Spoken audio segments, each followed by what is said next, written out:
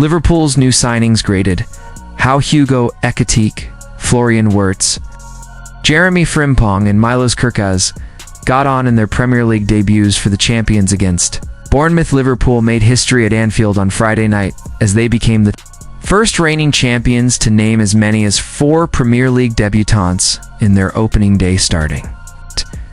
That shows the level of change at the club this summer and how they have bucked a trend. With the Reds keen to evolve, not stand still. In the aftermath of their league title triumph, Hugo Ekitike started an attack and scored. Who needs Alexander Isak? And his strike partners, Mohamed Salah and Cody Gakpo, also found the net. Federico Chiesa, meanwhile, came off the bench to net.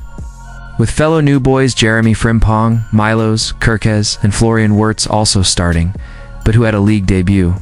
To remember, who failed to live up to their billing, and who was limited in terms of their attacking output. Daily Mail Sports' Lewis Steele was at Anfield to keep a close eye on all 4 to bring you a report card. It's difficult not to see everything through the filter of what would Darwin Núñez have done when assessing Liverpool's new No. 9. The Uruguayan left behind a complicated legacy of admiration and frustration, and it's only natural that supporters compare his time at Anfield with the performances of Hugo Ekitike. Whenever the Frenchman excites his new crowd, that was the case in the Community Shield when he played a slick 1-2 before producing a sharp finish at Wembley. And it happened again almost immediately in this game as he dropped deep, linked play, and sprayed passes with confidence. And of course, comparisons grew louder when he found himself clean through on goal, deceived George J. Petrovic with a glance, and calmly rolled the ball into the corner. For Ekitike, this was a league debut that will live long in the memory, not just because he scored, but because of his complete performance, something manager Arne Slot has been craving from his strikers after last season's frustrations. Liverpool spent £79 million to bring him in from Eintracht Frankfurt, so none of this will surprise the recruitment team. He wasn't purchased solely to provide goals, yet 2 strikes in his first 2 competitive matches is as good a start as any new forward could dream of. Florian Wirtz, be Liverpool's £116 million acquisition from Bayer Leverkusen, could easily prove the signing of the season. But this particular outing wasn't the stage for Florian Wirtz to showcase his best. The German playmaker offered flashes of his trademark flair, but he never really seized control of the game the way he so often has for club and country. Much like in the Community Shield, he began brightly before fading as the minutes wore on, eventually looking leggy in the closing stages. There's little doubt about his talent, though. Wirtz remains a player capable of turning games on his own. Like his former Leverkusen teammate Jeremy Frimpong, he'll almost certainly deliver memorable moments across the season. But on this occasion, he didn't quite reach those levels. Earlier in the summer, Neil Lennon described him as a little assassin when reflecting on his qualities. But Wirtz didn't show that ruthless edge here. Milos Kerkez, grading players on their very first outing can seem unfair, especially when it lasted just 59 minutes, but the hungry international still has much more to give. Signed from Bournemouth, Kerkez was greeted with boos from his old supporters, who were unimpressed with the way he flirted with Liverpool on social media before making the switch. The Travelling Cherries fans probably enjoyed seeing him struggle a little, particularly when former teammate Antoine Semenyo gave him a tough time down the flank. Kerkez failed to showcase the attacking threat he had demonstrated. On the South Coast, defensively, he was caught out of position on several occasions, with Andy Robertson still reliable and youngster Connor Bradley pushing, though currently injured. The competition at fullback will be fierce. Watching from the stands was Liverpool's latest signing, 18-year-old Giovanni Leone, brought in from Parma for £26 million. Given the shakiness of the backline here, teenager might be thinking he'll get his chance sooner than expected. Racism incident overshadows Michi Liverpool's 4-2 victory over Bournemouth. Night dedicated to the memory of Diogo Jota was marred by an incident in the first half involving alleged racist abuse directed at Cherry striker Antoine Semenyo.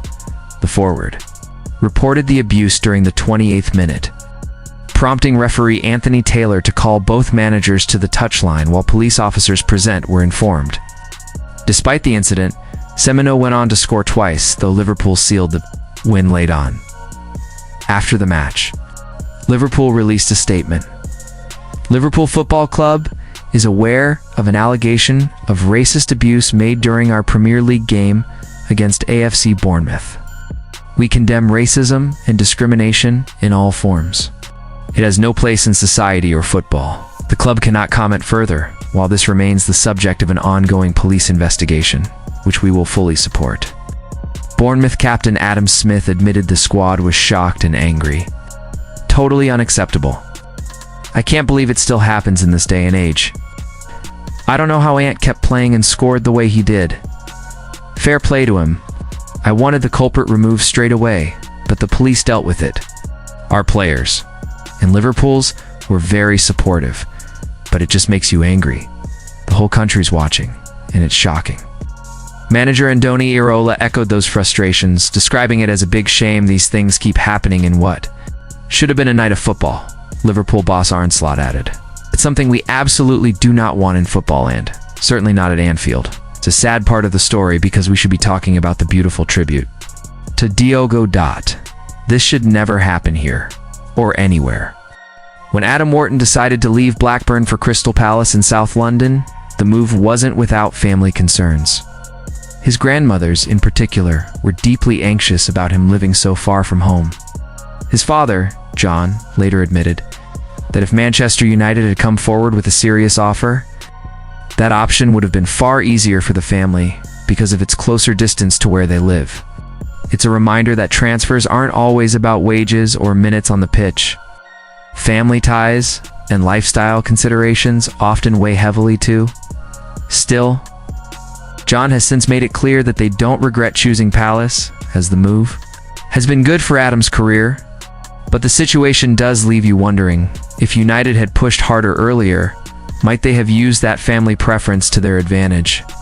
The Palace domino effects. Here's where things become complicated. Wharton's future may not only depend on United's willingness to meet Palace's valuation, it could hinge on what happens with other key players at Selhurst Park. Liverpool are reportedly ready to table a £35 million offer for captain Mark Guéhi. His contract expires next summer, and indications suggest he's prepared to see it out rather than commit to an extension. At the same time, attacking midfielder Abrekias is attracting heavy interest from Arsenal and Tottenham, both of whom are weighing up triggering his £68 million release clause before it expires this week. So here's the big question. If Palace were to lose both Guéhi and Ez, would they be more protective over Wharton, or more willing to cash in while his value is at its peak? United's transfer dilemma. This is the kind of scenario that highlights the tricky choices big clubs face in today's market. Do you swoop in early for young talent, paying a modest fee before they've fully proven themselves? Or do you hold back until they establish their quality, knowing the price will then skyrocket? United's track record suggests hesitation often costs them dearly. Wharton and Carlos Baleba are just the latest examples of players the club tracked closely before. Their values surged elsewhere. Scouting reports may be spot on, but until deals are closed, potential quickly turns into regret.